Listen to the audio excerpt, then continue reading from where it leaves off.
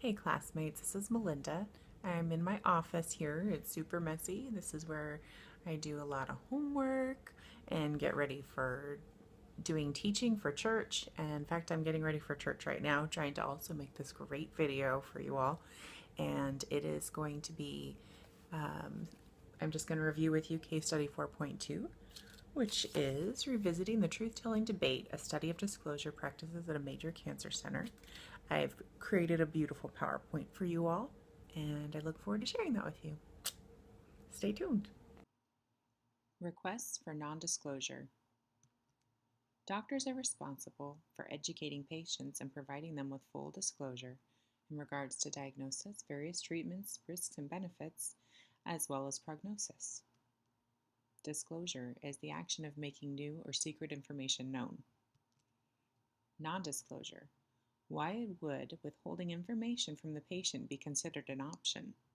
Perhaps the concept is shocking to some, yet historically, patient non-disclosure regarding serious, life-threatening, or terminal illness was the norm in virtually all societies. A therapeutic privilege refers to an uncommon situation whereby a physician may be excused from revealing information to a patient when disclosing it would pose a serious psychological threat, so serious a threat as to be medically contraindicated. The twist from ethical standards was examined in a case study which explored practices at a major cancer center. Below are some of the reasons they found in support of non-disclosure: sensitivity to cultural norms, the fragile emotional state of the patient, respect for the patient's expressed wishes, family's wishes, and maintenance of hope. Sensitivity to cultural norms.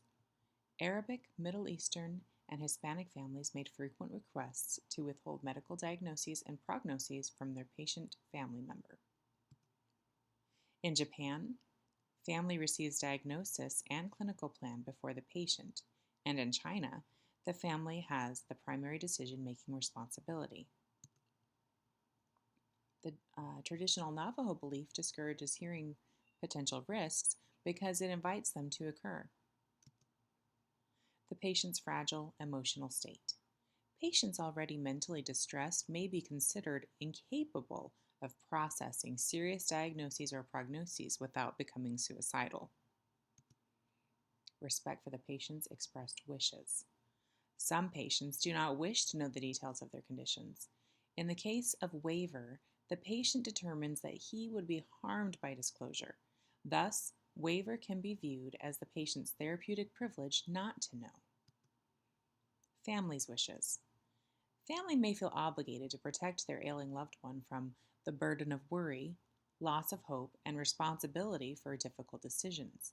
This sense of duty arises from a moral stance called role obligation, in which the person believes that the greatest good will result if he or she is true to a particular role, in this case, that of family protector.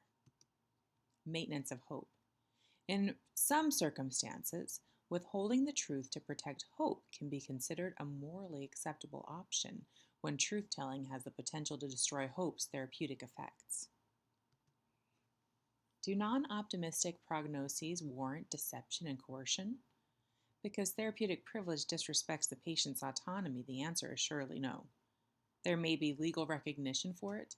However, most often, non-disclosure occurs not because patients have explicitly made such requests, but because doctors wrongly assume patients will not like to know. Such assumption is paternalistic and tramples on patient autonomy. The ethical choice.